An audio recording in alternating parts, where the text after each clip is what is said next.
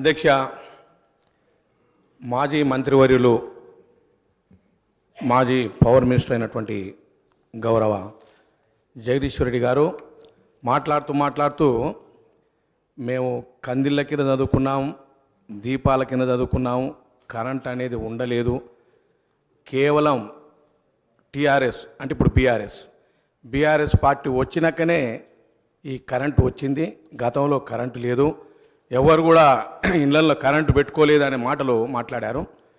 అది వాస్తవానికి చాలా దూరం అధ్యక్ష. ఇంకా మర్చిపోయి మంత్రి గారు ఇంకోటి మాట్లాడతారనుకున్నాను. శ్మశాన వాటికలో చితిమంటల వెలుతురులో చదువుకున్నాం అని ఎవరు కాళిదాసు కవి చెప్పినట్టుగా చెప్తారనుకున్నాం, కానీ అదృష్టవశాత్తు చెప్పలే అధ్యక్ష. ఇవాళ నిజంగా ఈ రాష్ట్రంలో ఈ కరెంటు వెలుగులు విరజిల్లుతున్నాయంటే దాని వెనుక కాంగ్రెస్ పార్టీ ప్రభుత్వం పెద్ద మొత్తంలో హస్తం ఉంది అధ్యక్ష. అన్నిటికీ మించి ఇవాళ ఒక్క మాట చెప్పదలుచుకున్న అధ్యక్ష, ఈ రాష్ట్రంలో 12,000 మెగావాట్స్ మనం వాడుకుంటున్నాం అధ్యక్ష. మరి గత ప్రభుత్వంలో గత ముఖ్యమంత్రి గారు కేసీఆర్ గారు ముఖ్యమంత్రిగా ఉన్నప్పుడు ఎన్ని వేల మెగావాట్లు వాళ్ళు ప్రొడక్షన్ చేశారో చెప్పాలి అధ్యక్ష. నాకు తెలిసినంత వరకు వాళ్ళు ప్రవేశపెట్టినటువంటి 3 పవర్ ప్లాంట్లు ఉన్నాయి అధ్యక్ష. ఒకటి మొదటిది పాల్వంచ కేటీపీఎస్ 7వ దశ 800 మెగావాట్ల అధ్యక్ష. అదేవిధంగా రెండవది బీటీపీఎస్ 1080 మెగావాట్ల థర్మల్ ప్లాంట్ అధ్యక్ష. మూడవది యాదాద్రి నిర్మాణంలో ఉంది అధ్యక్ష. ఈ రెండు కలిపితే 1880 మెగావాట్ల అధ్యక్ష. ఇవాళ రాష్ట్రంలో మనం వాడుతున్నటువంటి కరెంటు దాదాపుగా 12,000 మెగావాట్లు ఉత్పత్తి చేస్తున్నాం అధ్యక్ష. ఆ మిగతా మెగావాట్లు ఎవరు ఉత్పత్తి చేసినారో ప్రజలకు తెలవాలి అధ్యక్ష. అందుకే నిన్న మొన్న మా బీఆర్ఎస్ పార్టీ నాయకులు కరెంటు కావాలా కాంగ్రెస్ కావాలా అని ఒక పెద్ద నినాదం తీసుకొచ్చిన అధ్యక్ష స్టేట్ లెవెల్లో. అది ఎన్నికల్లో వాడుకోవడానికి బూటకం మాటలు చెప్పారు. మరి ఈ బూటకం మాటలు యావత్ తెలంగాణ రాష్ట్ర ప్రజలు నమ్మొద్దని చెప్తా ఉన్నాం అధ్యక్ష. కాంగ్రెస్ కరెంటు వెలుగుల వెనుక కేసీఆర్ అబద్ధపు చీకట్ల అధ్యక్ష. అదేవిధంగా కేసీఆర్ కట్టినవి 3 అధ్యక్ష, దాంట్లో 2 ఇవాళ ఈ కరెంటు ఉత్పత్తి జరుగుతున్నాయి అధ్యక్ష. మూడవది ఆన్గోయింగ్ ప్రాజెక్ట్ అధ్యక్ష. అన్నిటికీ మించి మరి గతంలో కాంగ్రెస్ పార్టీ ఉన్నప్పుడు ఏ రకంగా ఈ ఉత్పత్తి జరిగిందంటే అధ్యక్ష, దాంట్లో ముఖ్యంగా థర్మల్ పవర్ ప్లాంట్ అధ్యక్ష పాల్వంచ కేటీపీఎస్ 2,460 మెగావాట్ల అధ్యక్ష. చెల్పూర్ కాకతీయ 1,100 మెగావాట్ల అధ్యక్ష. మూడవది రామగుండం ఎన్టీపీసీ 2,600 మెగావాట్ల అధ్యక్ష. కాంగ్రెస్ పాలనలో హైడల్ ప్రాజెక్టులు శ్రీశైలం 900 మెగావాట్ల అధ్యక్ష. నాగార్జున సాగర్ 815 మెగావాట్ల అధ్యక్ష. మరి ఇవన్నీ కాంగ్రెస్ పార్టీ కట్టిన ప్రాజెక్టులు కావా అధ్యక్ష? ఈ బీఆర్ఎస్ నాయకులకు గతంలో పరిపాలించిన మంత్రులకు ముఖ్యమంత్రులు కనబడట్లేదా అని అడుగుతున్నాను అధ్యక్ష. ఇవాళ ముఖ్యంగా మరి వాళ్ళు కట్టినటువంటి ఏవైతే 2 పవర్ ప్లాంట్లు ఉన్నాయో దాంట్లో ఒక పవర్ ప్లాంట్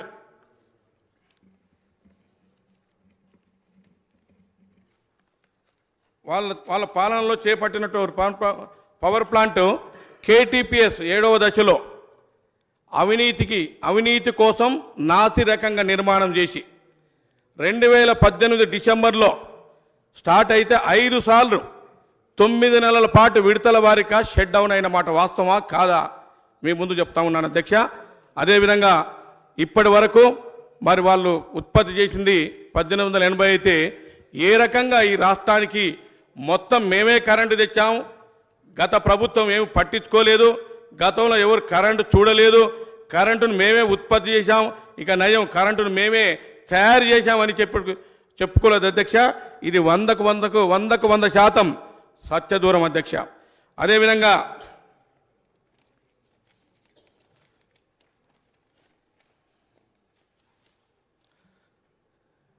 ఒక చిన్న ఎగ్జాంపుల్ చెప్తా అధ్యక్ష. శ్రీశైలం లెఫ్ట్ పవర్ ప్లాంట్లో 20th ఆగస్ట్ 2020 ఆ రోజు సాయంత్రం ఒక ఫైర్ యాక్సిడెంట్ జరిగింది అధ్యక్ష. ఈ ఫైర్ యాక్సిడెంట్కు ఒక మాజీ సిఈ గారు అంటే రిటైర్డ్ సిఈ గారు వారి అనుచరులు అక్కడ బ్యాటరీని చేంజ్ చేయాల్సి ఉంది అధ్యక్ష. ఆ బ్యాటరీ 1 to 2 ఇయర్స్కు ఎవ్రీ 1 to 2 ఇయర్స్కు చేంజ్ చేయాలి అధ్యక్ష. వారి అనుచరులకు ఆ పని ఇప్పించి తానే స్వయంగా అక్కడ వచ్చి వాస్తవంగా అది రన్నింగ్లో ఉన్నప్పుడు ఆ బ్యాటరీని పెట్టకూడదు అధ్యక్ష. షట్ డౌన్ చేసి అంటే మోటార్లను ఆపిన తర్వాత అది పెట్టాల్సి ఉండే, దానికి విరుద్ధంగా ఆ షట్ డౌన్ చేయకుండా ఆ బ్యాటరీని మార్చడం వల్ల రివర్స్ కరెంటు పాస్ అయ్యి అది షార్ట్ సర్క్యూట్ అయ్యి ఆ రోజు 9 మంది, దాంట్లో 7 ఇంజనీర్ల అధ్యక్ష, 2 ఇతర ఉద్యోగస్తుల అధ్యక్ష, సాయంత్రం పూట అక్కడికక్కడే మరణించడం జరిగింది. మరి దీనిపైన అప్పటి ప్రభుత్వం ఎక్కడ కూడా ఎంక్వైరీ చేయలేదు అధ్యక్ష. ఇప్పటి వరకు నిజాలు ఏమిటని ఇప్పటివరకు తెలియదు అధ్యక్ష.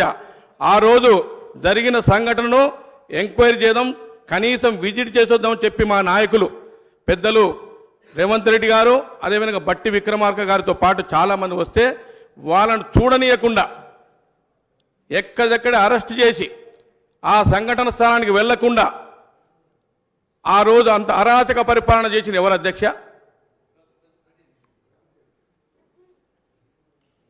సబ్జెక్టు పవర్ పైన మాట్లాడుతూ ఉంటే ప్రతిపక్షం పారిపోయింది అధ్యక్ష. ఒక్క సభ్యుడు కూడా లేరు.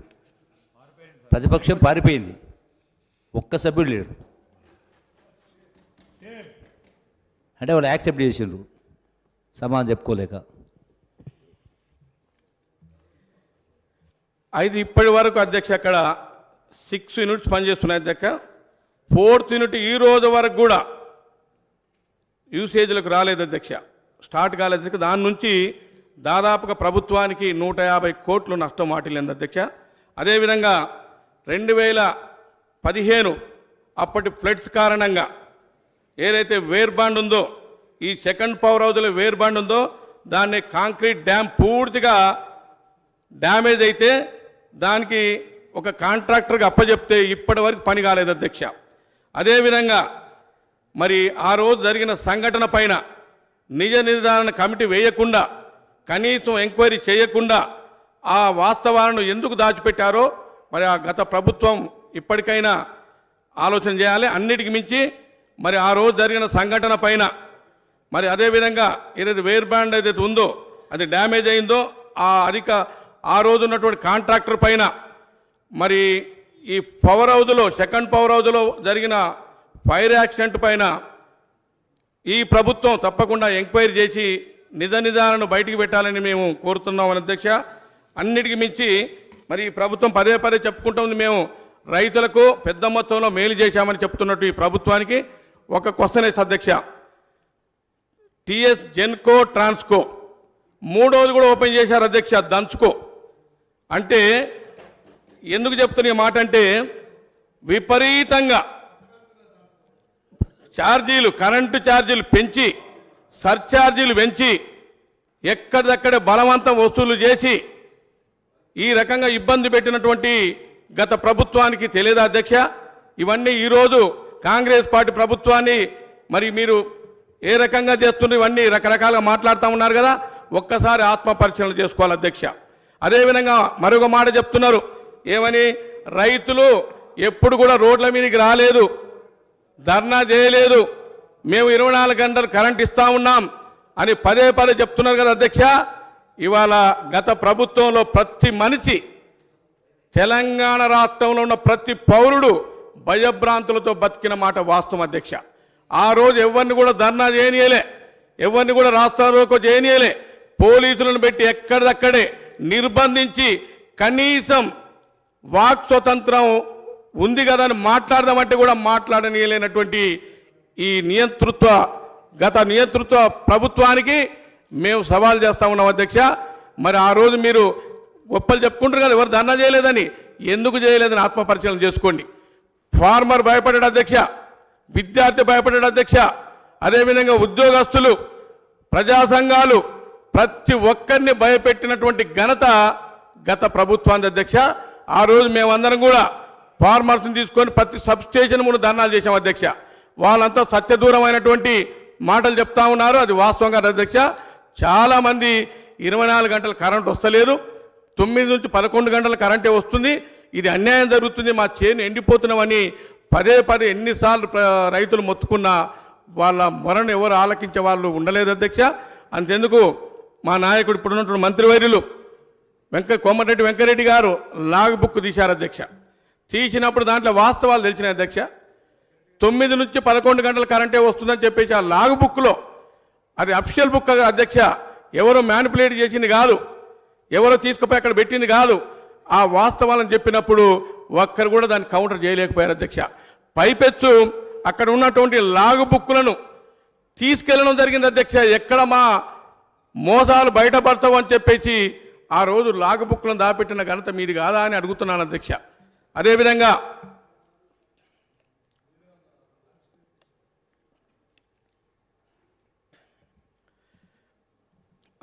అప్పట్లో ఈ జెన్కోలో ట్రాన్స్కోలో పనిచేస్తున్న ఉద్యోగస్తులందరూ కూడా తెలంగాణ రాష్ట్రం రావాలి, మా బతుకుల్లో మార్పు వస్తుంది, మాకు తెలంగాణ రాష్ట్రం వస్తేనే బాగుంటుందని ఉద్యమాలు చేశారు అధ్యక్ష. ఆ ఉద్యమాలు వాళ్ళు మొదటి వరుసలు కూడా ఉన్నారు. కానీ తెలంగాణ రాష్ట్రం వచ్చిన తర్వాత వారు అన్యాయానికి గురి కాబడ్డారు అధ్యక్ష.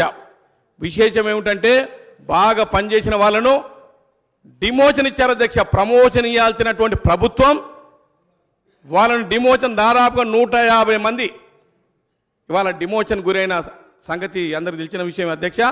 వాళ్ళను నేను మా ముఖ్యమంత్రి వర్యులను అదేవిధంగా మా పవర్ మినిస్టర్ గారిని విజ్ఞప్తి చేస్తామంది అధ్యక్ష. ఎవరైతే డిమోషన్ గురయ్యారో 150 మందిని వెంటనే వాళ్ళ లిస్టు తీసుకొని పరిశీలన చేసి వాళ్ళకు ప్రమోషన్ ఇవ్వాల్సిందిగా నేను ఈ సభ ద్వారా మీకు విజ్ఞప్తి చేస్తా ఉన్నాను అధ్యక్ష.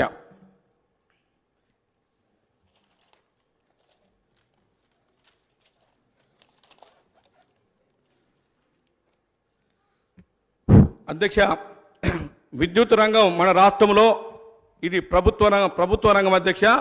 దాదాపుగా 50,000 కోట్ల టర్నోవర్ జరుగుతుంది అధ్యక్ష. మరి గత ప్రభుత్వం అంటే కాంగ్రెస్ పార్టీ ప్రభుత్వంలో వాస్తవంగా ఈ వ్యవస్థలో ఒక డిఐజీ స్థాయిని అధికారిని విజిలెన్స్గా పెట్టేది అధ్యక్ష. అది ఆనవాయితీ అధ్యక్ష.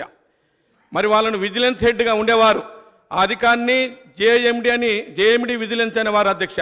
మరి ఈ రాష్ట్రం రాగానే ఆ విజిలెన్స్ మొత్తం కూడా కనుమరుగైపోయింది అధ్యక్ష. అటువంటి పోస్ట్ ఎక్కడ కూడా పెట్టలే అధ్యక్ష. మరి అది నిఘా విభాగం అనేది పూర్తిగా నిర్వీర్యం అయిపోయి రిటైర్డ్ ఎంప్లాయీస్ను వాళ్ళకు అనుకూలమైనటువంటి వాళ్ళని పెట్టుకొని వాళ్ళు చేస్తున్నటువంటి తప్పులు బయటికి రాకుండా వాళ్ళను స్వతహాగా అంటే మా ఆధీనంలోనే నడవాలి, మేము చెప్పినట్టుగా నడవాలి. ఈ ప్రభుత్వం అంటే మా గుత్తాధిపత్యంగా పరిపాలించినటువంటి ఈ బీఆర్ఎస్ నాయకులకు నేను ఒకటే సలహా ఇస్తాను అధ్యక్ష. ఎంతో కాలం ఈ డిక్టేటర్షిప్ అనేది, గుత్తాధిపత్యం అనేది నడవదు అధ్యక్ష. ఇవాళ ప్రజల ప్రభుత్వం వచ్చింది అధ్యక్ష. తప్పకుండా ఇవన్నిటి కూడా మా ప్రభుత్వం, ముఖ్యంగా మా ముఖ్యమంత్రి గారు, అదేవిధంగా పవర్ మినిస్టర్ పెద్దలు బట్టి విక్రమార్క గారు ఇవన్నీ కూడా సరిచేయాల్సిన అవసరం ఉందని కూడా మీ ద్వారా నేను విజ్ఞప్తి చేస్తా ఉన్నాను అధ్యక్ష. మరి గతంలో కరెంటు మాతోటే వచ్చింది అనేది ఒక ఫాల్స్ ఇంప్రెషన్ క్రియేట్ చేసి రెండోసారి 2018లో ఎన్నికల్లో గెలిచినటువంటి ఈ బీఆర్ఎస్ ప్రభుత్వానికి ఇంకా 2 విషయాలు చెప్తున్నాను అధ్యక్ష. గతంలో అగ్రికల్చర్కు ఏదైతే ఉన్నదో అగ్రికల్చర్ సంబంధించినటువంటి రైతులు 3 డీడీలు కడితే వాళ్ళ బీఆర్ఎస్ ప్రభుత్వంలో కేవలం 2 పోల్స్ ఇచ్చేది, మెటీరియల్ ఇవ్వకపోయేది అధ్యక్ష. మరి కాంగ్రెస్ పార్టీ ప్రభుత్వం ఉన్నప్పుడు 3 డీడీలు కడితే 7 పోల్స్ ఇచ్చేది, మెటీరియల్ ఇచ్చేది, దిమ్మె కట్టించేది, వాళ్ళకు ఎక్కడ అవసరం ఉంటే అక్కడ ట్రాన్స్ఫార్మర్లు ఇచ్చినటువంటి ఘనత కాంగ్రెస్ పార్టీకి దక్కింది అధ్యక్ష.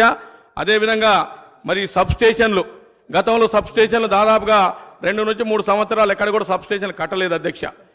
కట్టకపోగా కొత్త రిక్రూట్మెంట్ జరగలేదు అధ్యక్ష. ఈ షిఫ్ట్ ఆపరేటర్స్ ఎవరైతే ఉన్నారో ఒక్కొక్క సబ్స్టేషన్ 4 ఉండేవాళ్ళు అధ్యక్ష. మరి కొత్తగా అరకొరగా కట్టిన ఈ సబ్స్టేషన్లకు కూడా ఈ పాత వారిని ఉపయోగించడం వల్ల పనిభారం పెరిగి, ఒత్తిడి పెరిగి ఎక్కడ కూడా సక్రమంగా ఈ నాణ్యమైనటువంటి కరెంట్ ఇవ్వలేనటువంటి పరిస్థితి మనం చూసాం అధ్యక్ష. అదేవిధంగా మరి ఏదైతే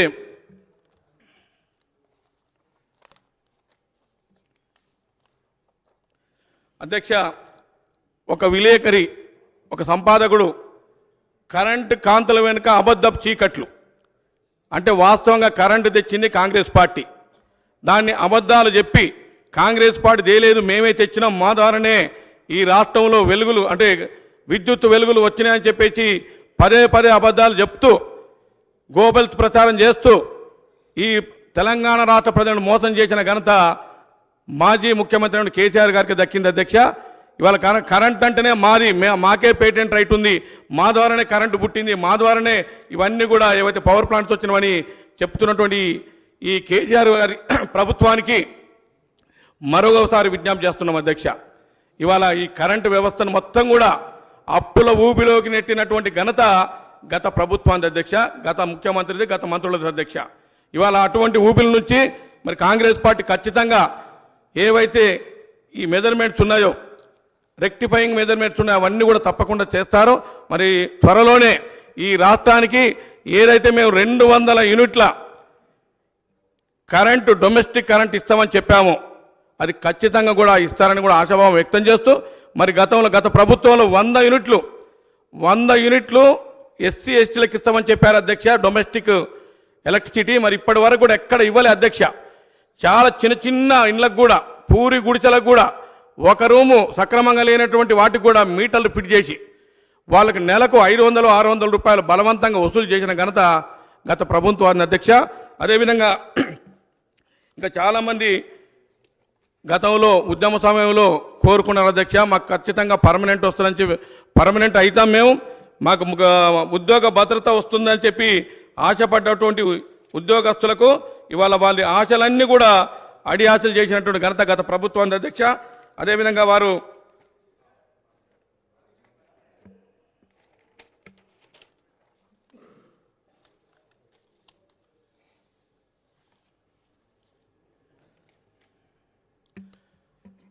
ఆర్టిజన్ల అధ్యక్ష, దాదాపుగా ఈ రాష్ట్రంలో 23,000 మంది పనిచేస్తున్నారు అధ్యక్ష. వాళ్ళు ఒక్కొక్క గ్రేడ్ కింద ఒకరు గ్రేడ్ 1 డిప్లొమా పాస్ అయినటువంటి వాళ్ళు grade 1, grade 2 ITI, grade 3 10th లేదా intermediate, grade 4 non qualified persons అధ్యక్ష.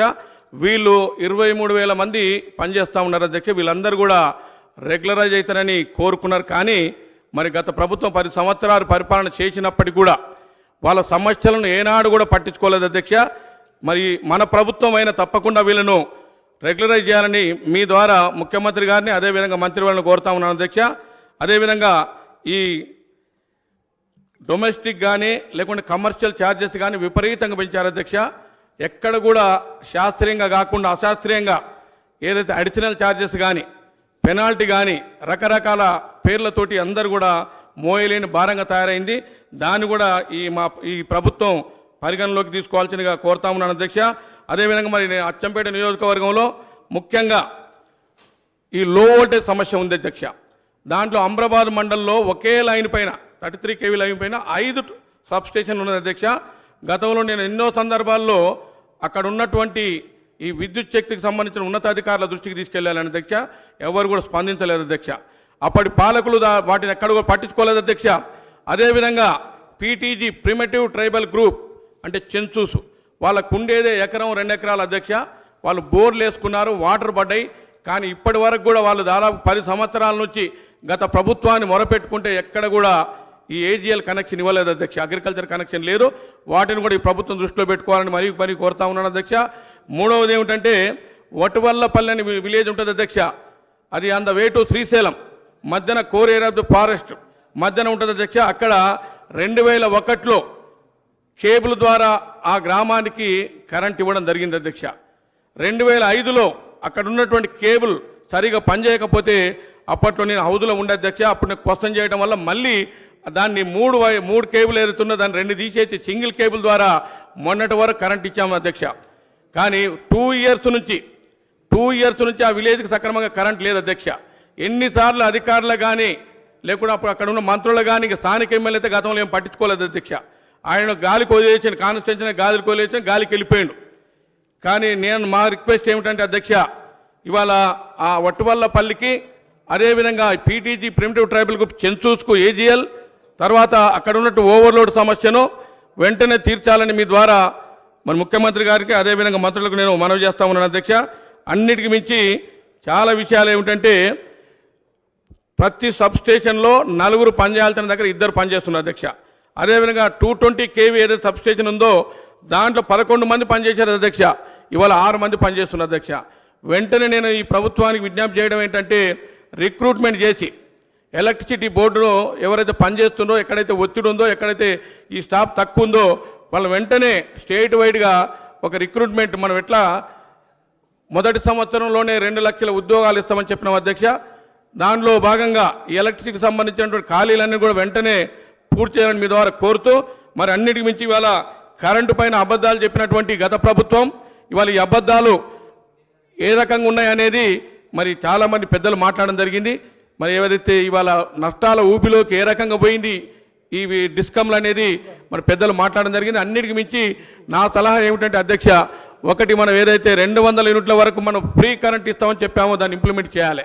అదేవిధంగా ఈ డిపార్ట్మెంట్లో ఉన్నటువంటి ఖాళీలను వెంటనే భర్తీ చేయాలి అధ్యక్ష. ఎక్కడెక్కడైతే ఇబ్బంది ఉందో, ఎక్కడెక్కడైతే అవసరం ఉందో సబ్స్టేషన్ అన్నీ కూడా సబ్స్టేషన్ వెంటనే ఎరెక్ట్ చేయాలని కోరుతా ఉన్నాం. అన్నిటికీ చాలా గ్రామాల అధ్యక్ష 33 kV లైన్ ఇండ్లపై నుంచి వెళ్తుంది అధ్యక్ష. అది చాలా చోట్ల ప్రమాదాలకు గురై చాలా మంది మా కాన్స్టిట్యున్సీలోనే దాదాపు 5-6 మంది చనిపోవడం జరిగింది అధ్యక్ష.